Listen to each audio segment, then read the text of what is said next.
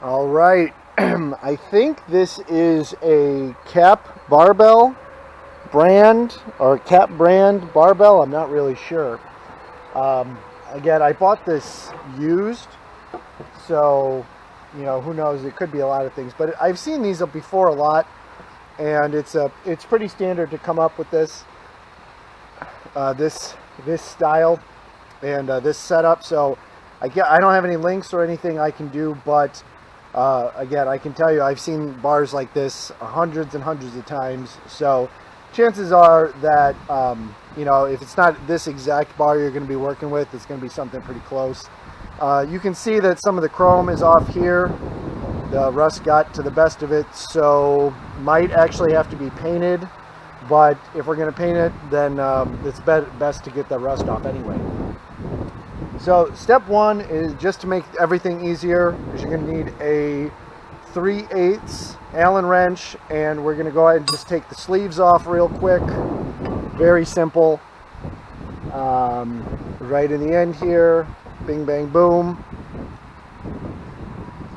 It's already pretty loose. So interesting thing about this barbell though, I got it for next to nothing, but this knurling on the bar is actually still in pretty good shape for as much surface rust as there is. This grip is actually in pretty good condition. So here's the standard screw that comes on the outside. Again, 3/8 Allen wrench or 3/8 hex wrench, 6-sided, whatever you want to call it.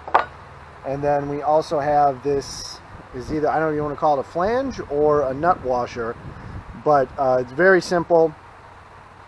Or I'm sorry, not nut washer. It's either a flange or a cup washer. And then this just goes like this. This screws into the end of the barbell, holds the sleeve in place from not sliding in a horizontal or a lateral fashion. So I'm going to put this aside here. You got that, and this guy slides right off. So this part looks pretty good. This is what it'll look like originally. The threading's good here. The screw is good here. And I looked these up online. This, I don't even think the price I looked at came with a cup washer, but I think this specialty screw, if you order it from like a barbell company, it costs like $4, $5, $6, $7 or something like that. So I'm definitely going to replace this because there's no other way to go about it to keep the sleeve in place, but I'm also not going to be using a $6 screw. That's pretty silly.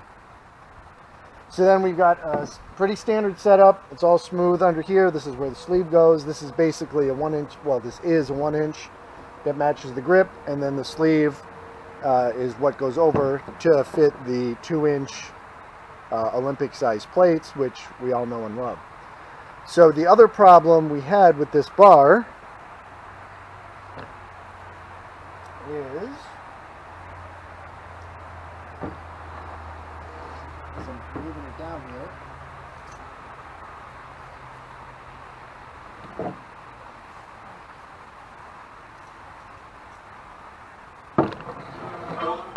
oh, there you can see that.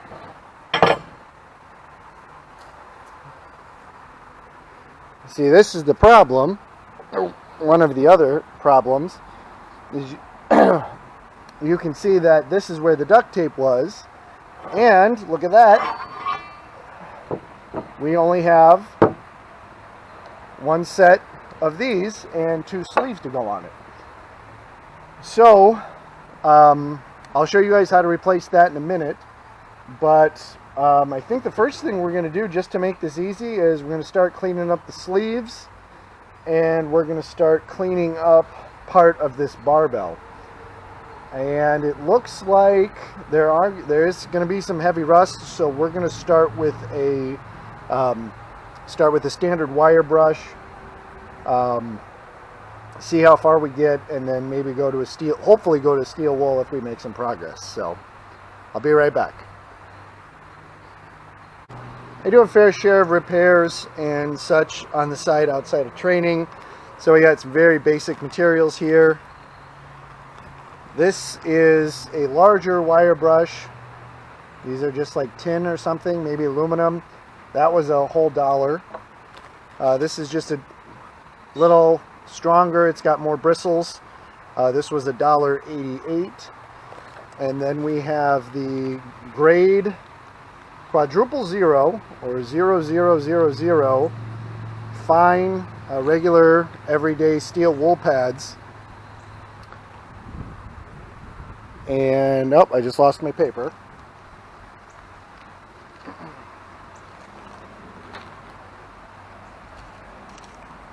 These are the regular everyday steel wool pads that they cost $3.78. So let's see what we can get, how much rust we can get off, and how much repair we can do with a grand total of a $5 investment so far. So we'll start, we're going to kind of go more abrasive to less abrasive. Let's go out here, regular, this is just a regular wire brush, nothing fancy. Kind of like working out here on the picnic table because, you know, this looks like this picnic table is going to have to be refurbished as well. This is kind of the outdoor workbench. This is probably the most boring part, but let's see what we can do. Oops. See what we can do here just with a little bit. I don't know at this point if I'm going to do the whole bar. I might just do half and one of the sleeves. I don't know. We'll see how ambitious I'm feeling.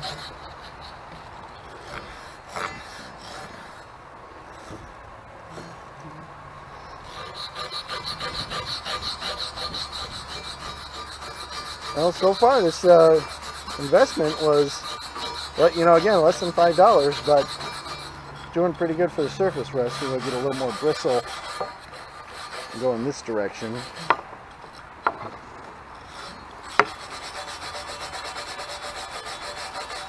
So this wire brush, again, these bristles are pretty long. This is not going to be like the finisher. This is going to be more just knock the big stuff down, and then we'll worry about, you know, getting a little deeper in here. Maybe with some oil and steel wool. I don't know. We'll see.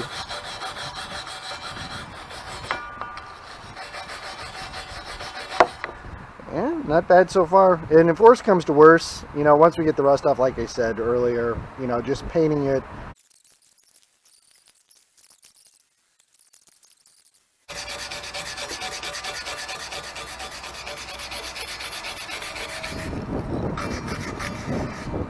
Oh, there you go.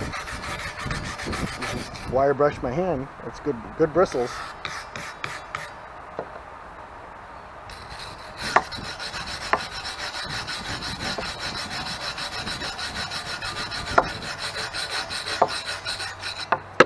Very simple. Oh, you can see already.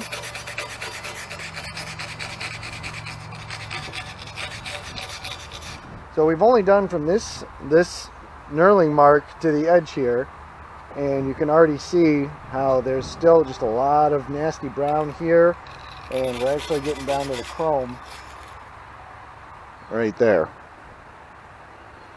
Let's get a close-up of this real quick.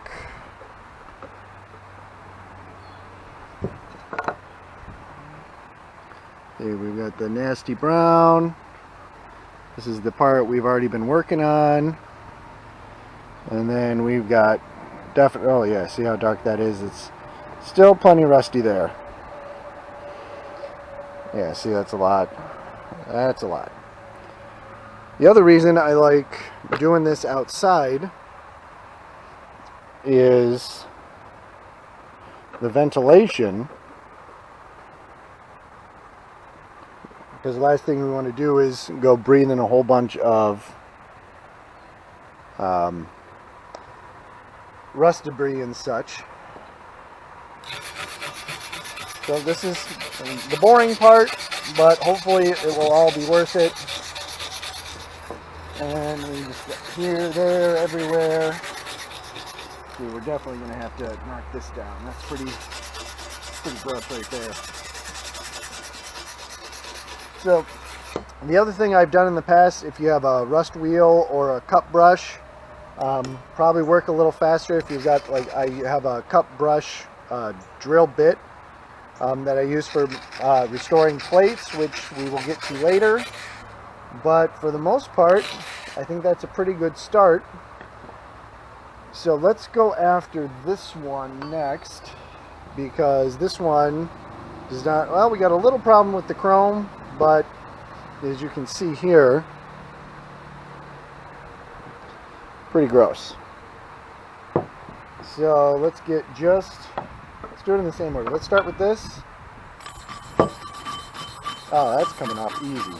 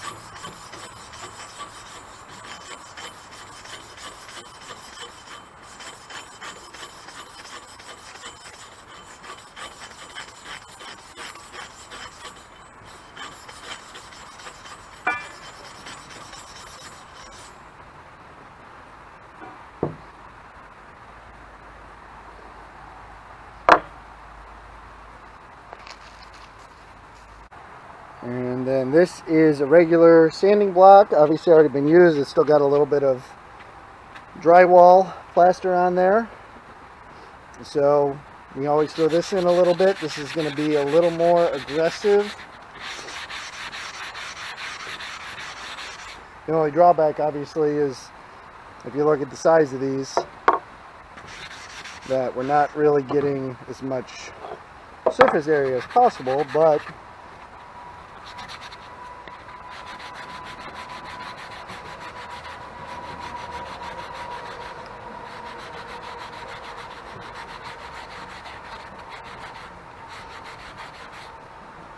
definitely going to need it down here, get some of that nasty off.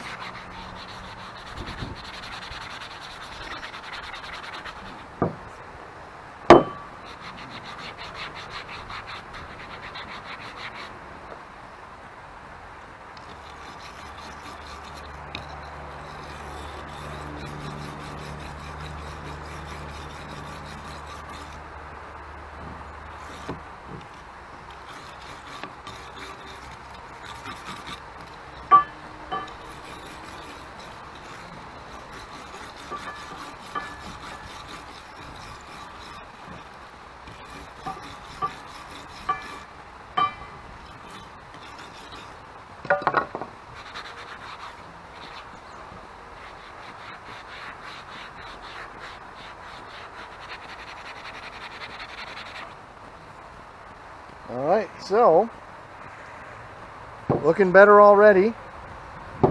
As you can see, actually got quite a bit of surface rust already gone, and that's just from a little bit of scrubbing. And as you can see, the other one here, I'll do a comparison. I'll do a close-up here.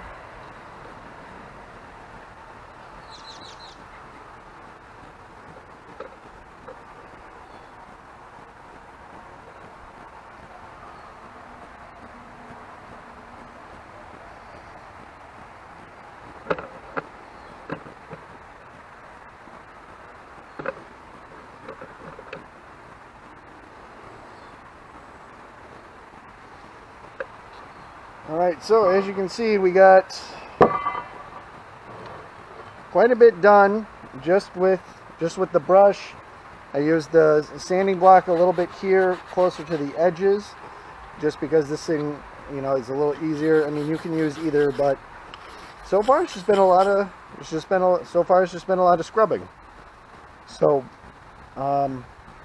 pretty good so far.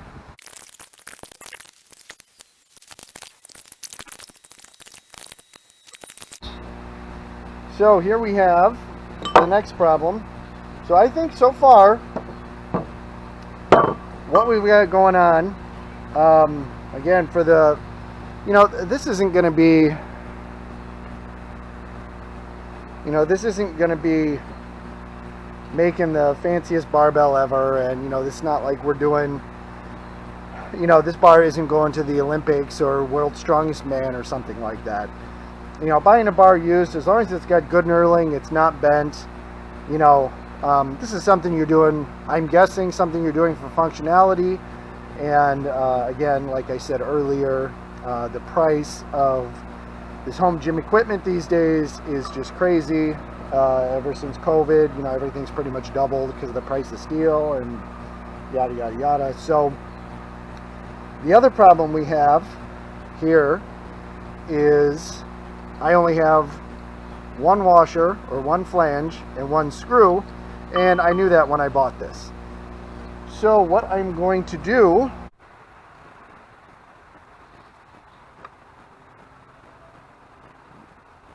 all right, here we are.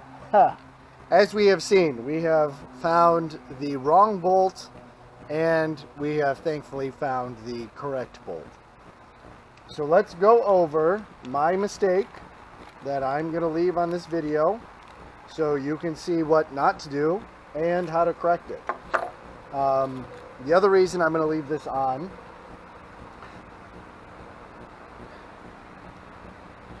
reason I'm going to leave this wrong bolt selection on the video is because you've probably got a lot, or any basic handyman's probably got a lot of good old-fashioned half-inch bolts by 1 inch laying around pretty much everywhere. Very common. However, I once again got duped by the thread count. So even though this did work in all fashions, the thread count was wrong.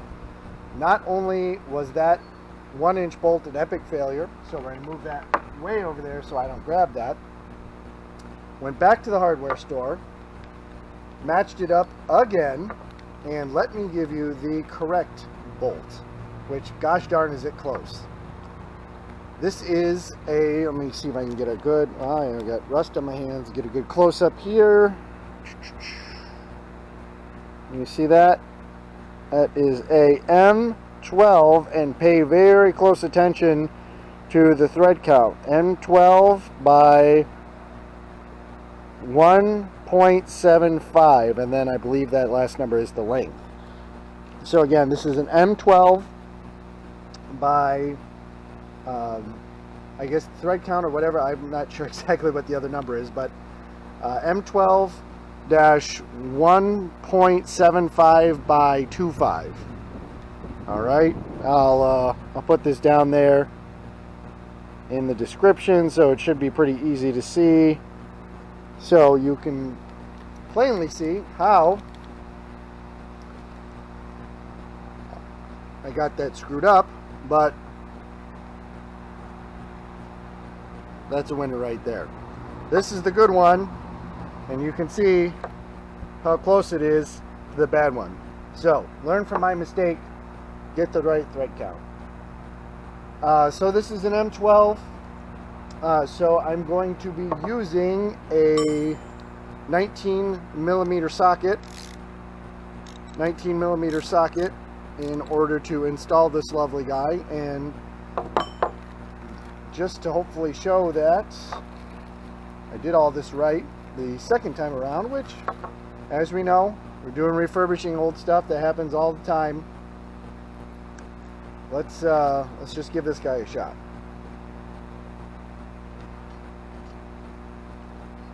Oh yeah, it works. It definitely works. So we are back on track, and let's just put the whole thing together. Let's move the good side out of the way, and this is going to be the replacement bolt. Again, I'm just going to use the same washers and the same lock washer. That's not going to be a pretty big deal, and to tell you the truth, these might actually be M12 washers. I do, for some reason, this when you buy a lot of this equipment, I don't know why the M12 is so popular, but it is. I've got 19 millimeter sockets all over the place, so that was actually pretty easy for me to find. So I'm going to slide this right back in here. And then we're going to line it up. Easy as pie, of course.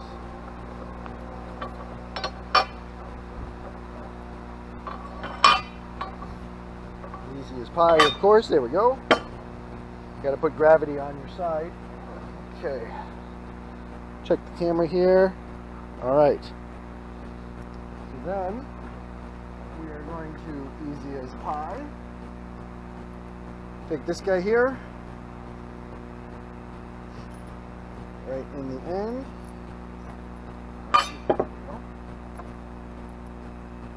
Right in the end there. Wow. A lot easier when you've got the right bolt.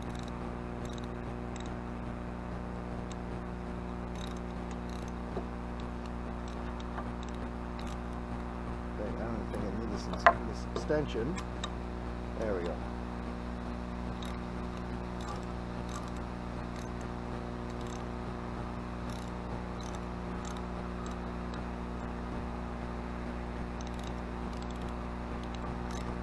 This is a deep socket, but you can use pretty much any one.